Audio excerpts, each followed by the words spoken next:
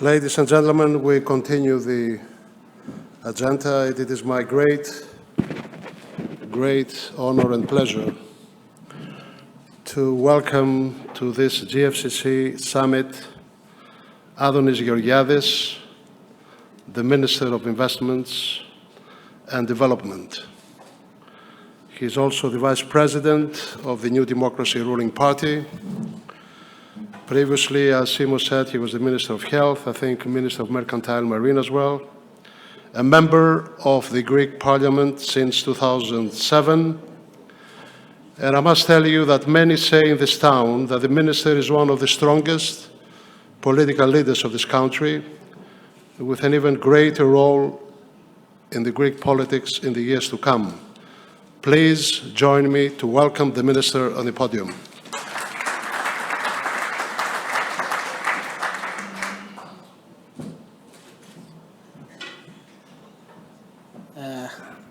Ladies and gentlemen, you are very welcome to our country, dear Simos.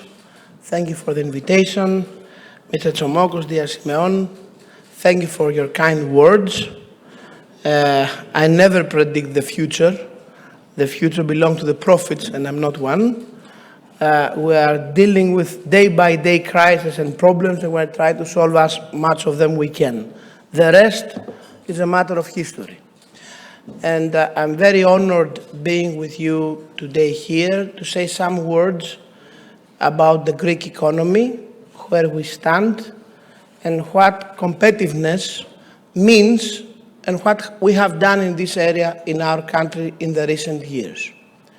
You all know that 2010 in Greece started a huge debt crisis in the beginning, that in the process became a real economic crisis, that questioned the role of our country into the Eurozone and to the European Union.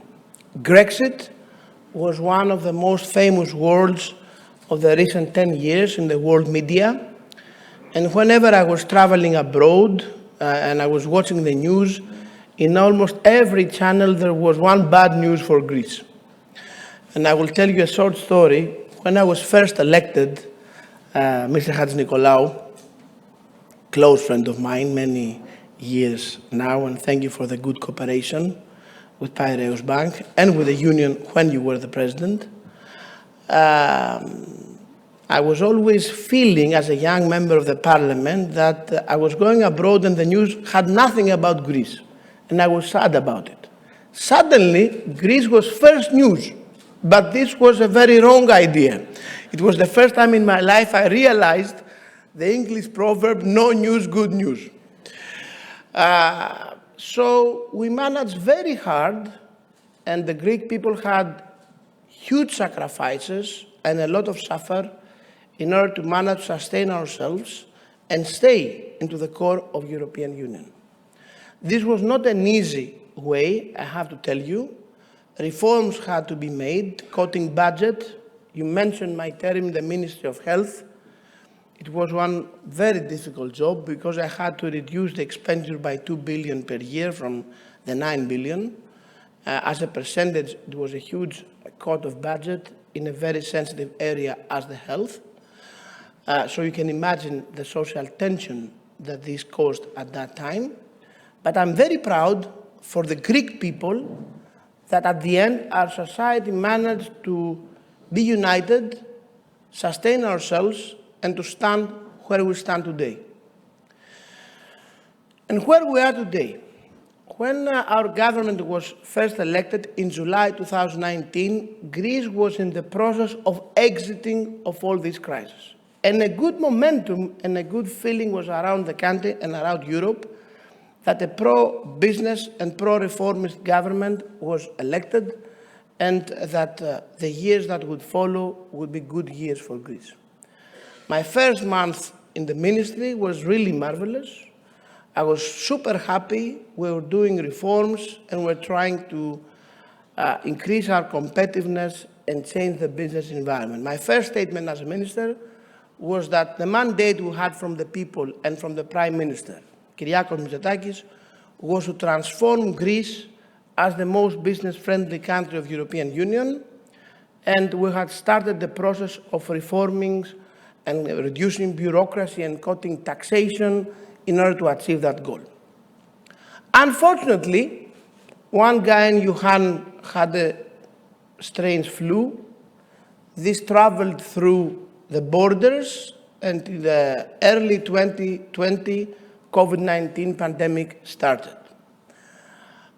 Since then, we didn't have until today an ordinary, normal day in our shift. We had several crises in a row, others more local between Greece and Turkey, and the tension and the migration flu that Mr. Erdogan used against Europe through the Greek borders. Others world as pandemic COVID-19 or the invasion of Mr. Putin in Ukraine, the inflation that came after, the energy crisis, the supply chains that is disrupted, and whatever we live today. In the beginning of COVID-19, the first predictions from the IMF and from the European authorities was that the Greek economy would be almost destroyed in 2020, mostly because we were the economy of European Union that was not most dependent from tourism. And everybody realized that when no planes were flying, tourism was dead. So they had calculated that Greece in 2019 had almost a 20% of our GDP from tourism. So they had originally predicted IMF 20% recession and European Union in the beginning 15% recession and then 12% recession. We worked as hard as we could, and in 2020, at the end, we had -9. It looks huge, but in reality, it was a small success under context of 2020. We managed to be the country that opened our tourist season more than any other European country 2020. We managed to handle COVID-19 with a very efficient way in the beginning. We managed to have this vaccination certificate as our proposal to European authorities. In the beginning, it was not a popular proposal. Then all the other European countries followed, and this permitted a lot of people to travel under the pandemic crisis, and a lot of them in Greece. And with all these reforms and effort, we had a much better performance than the original prediction for 2020. I was saying at that time that this was the first result of the reforming effort of the government that even under the pandemic hasn't stopped at all. In 2021, we had a full U-turn in our economy. Greece had one of the best performances in European Union. We had an increase of our GDP by 8.1%. We almost reduced the damage of 2020 in 2021. And for the first time, we had a significant increase of our exports. The exports of 2021 was, for the first time in our history, more than 40 billion euro, almost double than the value of our exports in 2010, when the crisis had started. And I was saying at that time that all the reforms we had done in the previous period has started to pay off, and our competitiveness has started to come back in a more strong way. I'm very proud that even under the pandemic crisis of 2021, Greece had our highest, until that time, history record in FDIs. We were over 7.5 billion overall. And we had our best performance of investments overall of the recent 30 years. And with this spirit, again, with very good will and faith to the efforts we were doing, we entered 2022, and we were sure that as pandemic would slow down, our economy would start to run. Unfortunately, on the 24th of February, it's a little bit strange. End of February, COVID came in Greece in 2020. End of February of 22, Mr. Putin decided to invade Ukraine. And the war and the energy crisis and the inflation became one part of our everyday life. I'm very proud, I can announce you today, that even though our original predictions for 2022 in our budget was of an increase of our GDP of 3.1%, now we are running with a predictions of 5.2%, but it will be increased. I can predict with a big safety that we will be around 6% and maybe a little bit more, to be honest. I'm sure you know that in the first 6 months of 2022, our GDP increased almost 7.8%, and all the months that followed had also a very big increase of our GDP, much more from all the predictions we had. This year, Greece's economy runs with 3 records, a triple record high. We have our record high in investments and FDIs, who are even better of 2021. In FDIs, we are already, and we are in the middle of November, higher than 2021, that it was our all-time record. And overall, the investments indicator shows that 2022 we will have our all-time high in investments. This is something that was particularly referred to the statement of the Eurogroup and of the institution that monitoring our economy as a big success and as an indicator and a proof that the growth in Greece is more sustainable than in the past. The second record is about exports. I told you that in 2021, for the first time in our history, we had 40 billion exports. Now, we are over 47 billion, and it wouldn't be a full surprise if we would reach the level of 50 billion until the end of this year. It's huge U-turn of our economy. A lot of our industries, a lot of our agriculture products, and a lot of our services found their way in world markets in a very competitive way. And this gives us a real pride, to be honest, about the achievements our people, our business community is doing. And the third record is the all-time high of tourist revenues. I think we are the only European country that in 2022 we will have more revenues than 2019, which was the all-time record for all European tourist countries ever in history. This, I think, is a result of a very comprehensive strategy the government followed the recent 3 years.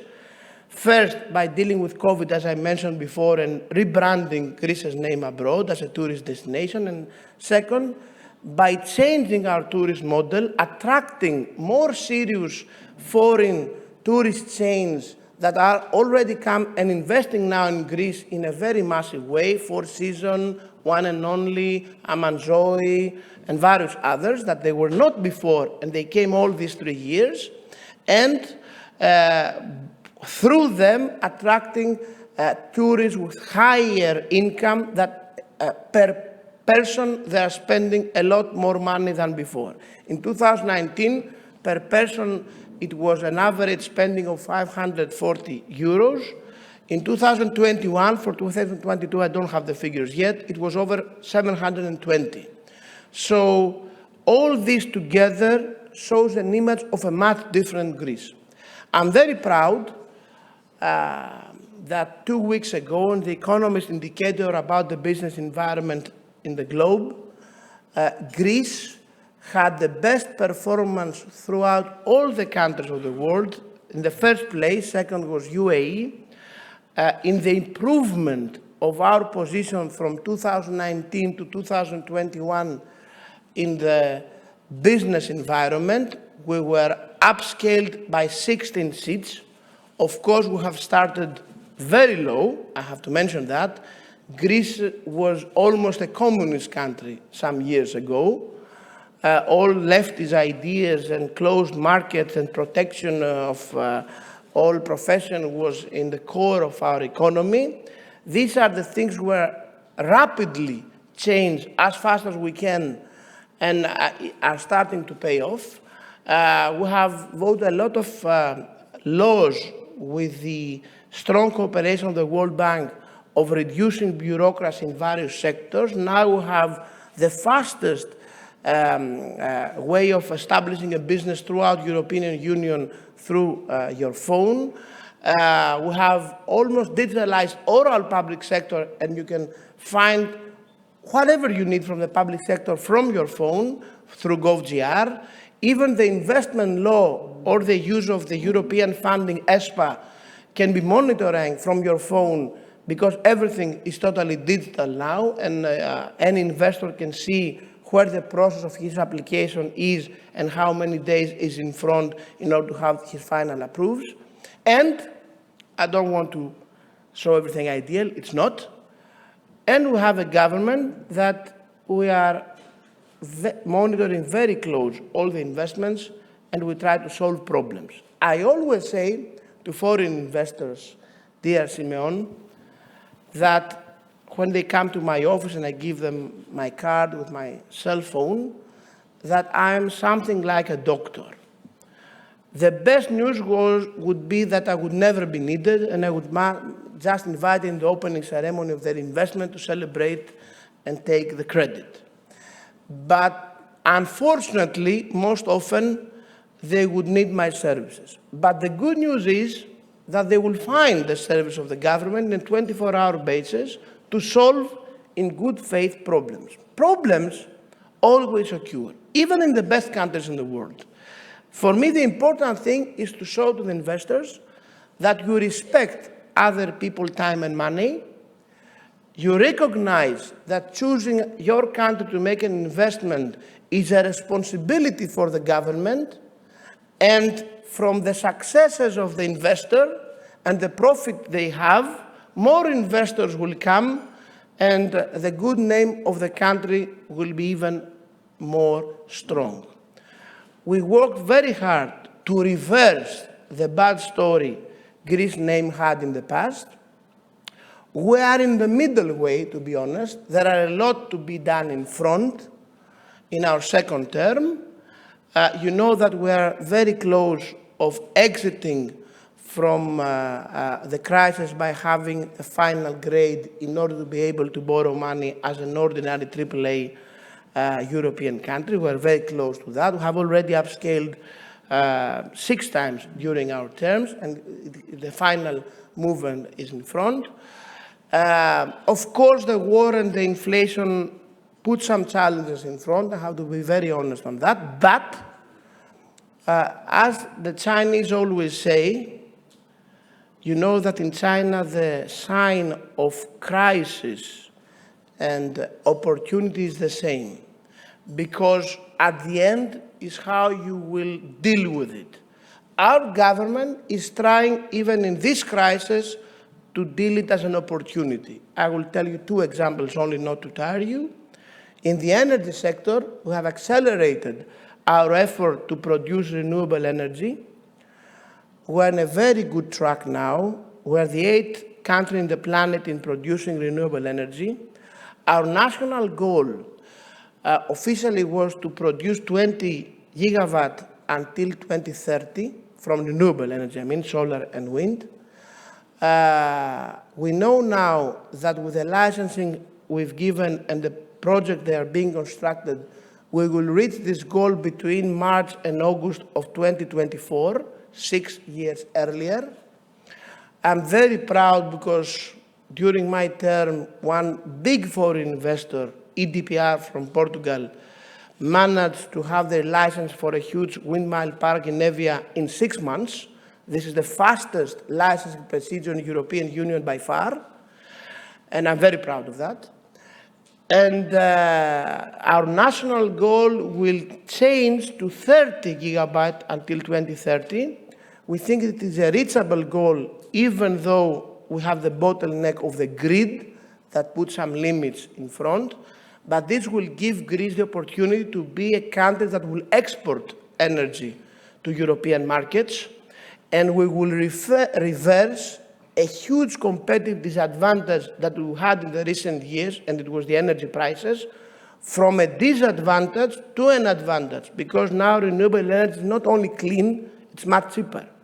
So this is a vision we have in front, and of course, in the new environment of the disrupted supply chains, and in the new idea that you have to diversify your sources in order to be more secure, Greece and the good location we have can play a key role on that. And we are working very hard through RRF, investing in infrastructure in the logistic area to offer this opportunity and use the good location of Greece that made us be a nation of commerce throughout our millennium history, again in the 21st century. I think this is a very reachable goal. Of course, huge investment in the data area has already came. Microsoft, Google, Amazon, Digital Realty are already investing in the country. Pfizer is already investing in the country, in pharmaceutical, in agriculture, and last but not least,